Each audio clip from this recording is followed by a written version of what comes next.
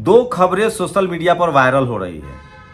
अरुण जेटली को लेकर राहुल गांधी ने कहा कि वो मुझे आए थे, उन्होंने मुझे धमकाया था कि राहुल गांधी आप किसान बिल पर मत बोलिए। राहुल गांधी ने कहा था कि किसान बिल वापस करना होगा बीजेपी को, करना पड़ा। राहुल गांधी ने कहा था कि जाति जनगणना करानी होगी, कराना पड़ा।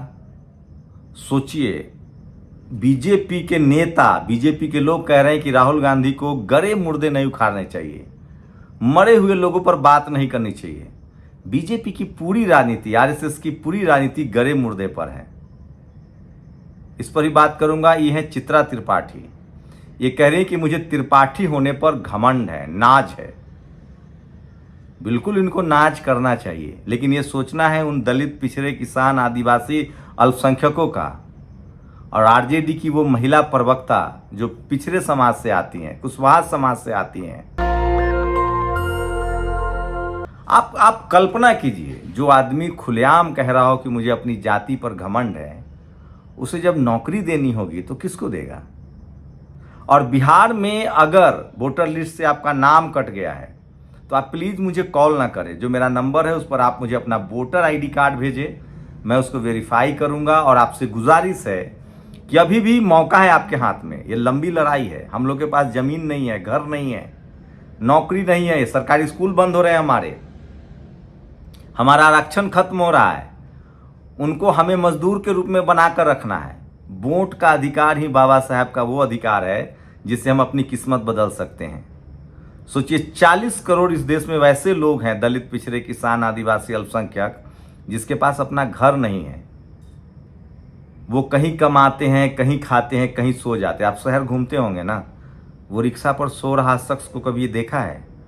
वो दलित पिछड़ा होता है।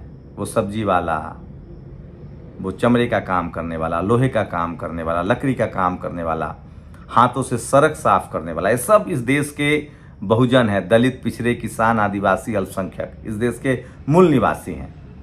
ऐसे 40 करोड़ लोग हैं। हमें उनके लिए खड़ा होना पड़ेगा।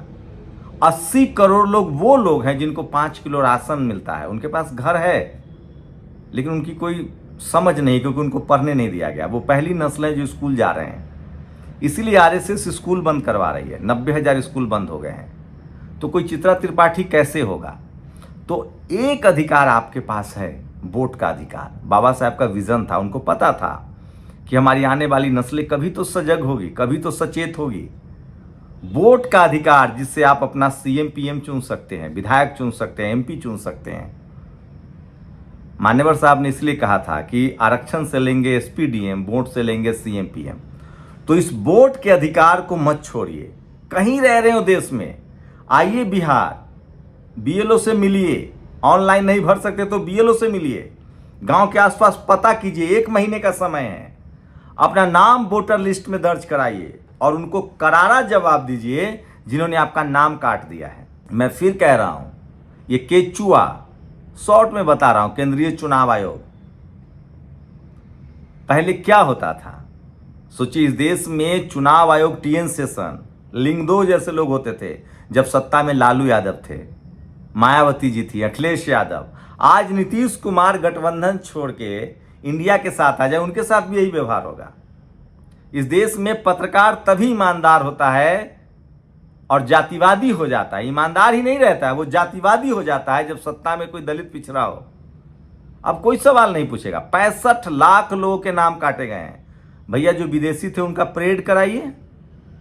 जो बांग्लादेशी, पाकिस्तानी आप कह रहे थे, उनका परेड कराइए।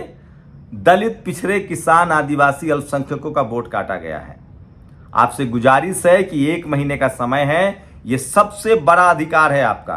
आप लोग जाइए, ऑनलाइन फॉर्म भरिए। अपने गांव में जो होशियार आदमी है उससे जाके अपना नाम चेक करवाइए, या फिर बीएलओ से मिलिए, अपना नाम ऐड करवाइए। आप नहीं अंदाजा लगा सकते हैं कितना बड़ा अधिकार है। आज जो 5 किलो राशन इस देश में 20-40 करोड़ लोगों के पास न घर है, न मकान है, न खाना है। 40 करोड़ हो गए, 80 करोड़ लोग 5 किलो राशन पर जिंदा हैं। मतलब 120 करोड़ बहुजन इस देश में रेस से बाहर है। बचा 30 करोड़ की आबादी। इस देश में 150 करोड़ की आबादी है। 30 करोड़ में 10 करोड़ एससी, एसटी, ओबीसी के लोग हैं जो किसी तरह से आरक्षण और बाबा साहब के संविधान से सिस्टम का हिस्सा बने हैं। ये उनकी भी जिम्मेदारी है कि अपने लोगों को सजग कीजिए, उनका नाम वोटर लिस्ट में डलाइए। और मैं दावे के साथ कह सकता हूं, बाबा साहब ने जो सपना देखा है ना, वो सपना जरूर पूरा होगा। हम इस देश के बनाने वाले हैं। सड़क, नाला, नदी, खेती, किसानी, लोहा, चमड़ा का काम हम करते हैं। वो कौन लोग हैं जो कांख में अखबार दबा के आते हैं और सारा दूध खा जाते हैं? गाय भैंस हम पालते हैं। आज आपके बच्चे जब पढ़ लिख गए हैं तो कॉलेज में NFS होता है, नॉट फाउंड सुटेबल। आपकी नौकरियां जा रही। क्या कहा था RSS और नरेंद्र मोदी ने कि 2 करोड़ नौकरी देंगे, सारा आरक्षण खत्म हो गया दलित पिछड़ों का। 90,000 स्कूल बंद हो रहे हैं, कॉलेज यूनिवर्सिटी में आपके रास्ते बंद हो रहे हैं, रेलवे, SSC के लोग प्रोटेस्ट कर रहे हैं। मैं नहीं कह रहा हूं, SSC के सवान टीचर प्रोटेस्ट कर रहे हैं जिनका कोचिंग नहीं चल रहा है। क्या कहा था नरेंद्र मोदी ने और RSS ने कि मदरसा बंद होगा मुसलमानों का। आप खुश थे? आपके साथ क्या हुआ? आपके 90,000 स्कूल बंद हो गए जहां दलित, पिछड़े, किसान, आदिवासी, अल्पसंख्यकों के बच्चे पढ़ते थे। क्या कहा था नरेंद्र मोदी ने? पेपर चेक होगा मुसलमानों का। 65 लाख दलित पिछड़ों का वोटर लिस्ट से नाम कट गया। अब भी आपको लगता है कि RSS और BJP आपका भला चाह रही है, ये हिंदुओं का भला चाह रही है? ये घोर जातिवादी और मनुवादी हैं। ये जातिवाद और मनुवाद को स्थापित करना चाहते हैं। और शुक्रिया राहुल गांधी, आप एक राष्ट्रीय पार्टी के नेता हैं। शुक्रिया खड़गे जी, कम से कम आप सामाजिक न्याय को अब समझने लगे हैं। शुक्रिया अनिल जय हिंद और राजेंद्र पाल गौतम जैसे लोग जो लगातार सोशल जस्टिस की लड़ाई। आज अनिल जय हिंद कौन है? BP मंडल साहब के साथ लड़ रहे थे, शरद जी के साथ जीवन भर काम किया, लालू जी के साथ जीवन भर काम किया, नीतीश जी के साथ जीवन भर काम किया। मैं फिर कह रहा हूं, चाहे सोनेलाल पटेल हो, चाहे मान्यवर कांसीराम साहब हो, चाहे लालू यादव हो, चाहे करुणानिधि हो, कोई दलित, पिछड़े, किसान, आदिवासी, अल्पसंख्यक नेता इस देश के सत्ता में जब पहुंचता है तो चित्रा त्रिपाठी जैसे पत्रकारों के पेट में दर्द होता है, तब इन्हें पत्रकारिता याद आती है। मैं इसलिए कह रहा हूं, ये घोर जातिवादी लोग हैं। इस देश में जातिवाद का सबसे अभेद किला मीडिया है। सोचिए, कोलोजियम से भी अब दलित पिछड़े जज बन रहे हैं। अभी इस देश के सुप्रीम कोर्ट में चीफ जस्टिस ऑफ इंडिया कौन है? दलित समाज से हैं। लेकिन एक भी इस देश का अखबार, 1.5 लाख अखबार है, 10,000 टेलीविजन चैनल है, एक भी टेलीविजन चैनल और अखबार का संपादक या पत्रकार या एंकर कोई दलित, पिछड़ा, किसान, आदिवासी नहीं है। तो ये जातिवाद का सबसे अभेद किला है मीडिया। और चित्रा त्रिपाठी जैसे लोग जो कहते हैं कि मुझे त्रिपाठी होने पर गर्व है, आप कीजिए गर्व मैडम। हमें गर्व है भारतीय होने पर, हमें गर्व है भारत के नागरिक होने पर। और मैं फिर कह रहा हूं, राष्ट्रवाद का मतलब है पढ़ाई, लिखाई, स्कूल, अस्पताल, दवाई। सोचिए इस देश की क्या स्थिति हो गई है। आज कोई भी देश हमारे साथ खड़ा नहीं है। टुच्चा सा पाकिस्तान हमें आंख दिखा रहा है। कांग्रेस के एक सांसद ने कहा कि 5 विमान मार गिराए गए। वो ट्रंप रोज कह रहा है कि हमने सीज फायर कराया, आपको तेल नहीं खरीदने देंगे ईरान से और रूस से, हम तय करेंगे विदेश नीति। टैरिफ लगा रहा है 25%। मोदी जी क्या कर रहे हैं? डंका बज रहा था ना, डंका सिर्फ मीडिया में बज रहा है, डंका सिर्फ मनुवादियों के दिमाग में बज रहा है।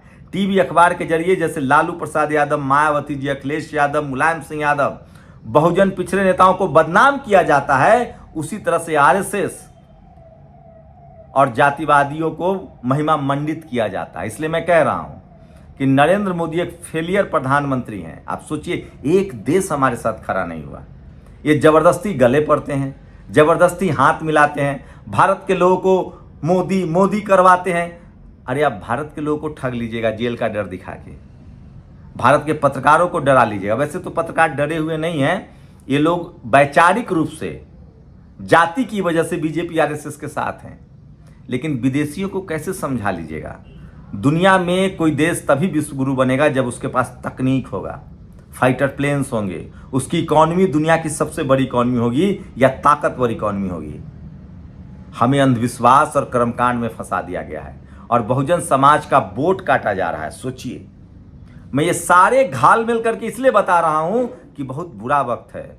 बिहार वो अभेद किला है जिसमें RSS नहीं जीत पाई है। दलित पिछड़े की राजनीति है वहां अब तक जातिवादी 35 साल से हारते रहे हैं। वहां कोई दलित, पिछड़ा, किसान, अल्पसंख्यक की मुख्यमंत्री बनेगा। इसलिए आप लोग अपना नाम वोटर लिस्ट में जरूर जुड़ाइए। और मैं फिर कह रहा हूं, शुक्रिया राहुल गांधी, शुक्रिया कांग्रेस, सामाजिक न्याय की इस बात को आगे बढ़ाने के लिए मैं बार बार कह रहा हूँ, देर सवेर सबको फूले पेरियार अम्बेडकर के लाइन पर आना पड़ेगा और इस देश के 90% लोगों को अधिकार देना पड़ेगा। ज़रूरत है कि हमें सामाजिक रूप से, राजनीतिक रूप से और सांस्कृतिक रूप से सचेत होना पड़ेगा। आप लोग अपनी प्रतिक्रिया जरूर दीजिए। अगर आप बिहार से हमें देख रहे हैं तो अपना नाम जरूर चेक कीजिए, वोटर लिस्ट में जाकर नाम डलवाइए। शुक्रिया। दस्तक की आपसे गुजारिश है कि अगर इसको बचाना चाहते हैं तो नेशनल दस्तक को सब्सक्राइब करने के लिए रेड कलर के सब्सक्राइब बटन को दबाएं, फिर बेल आइकन की घंटी दबाएं। नेशनल दस्तक को बचाने के लिए बहुत जरूरी है कि हर खबर को शेयर करें, लाइक करें, कमेंट जरूर करें।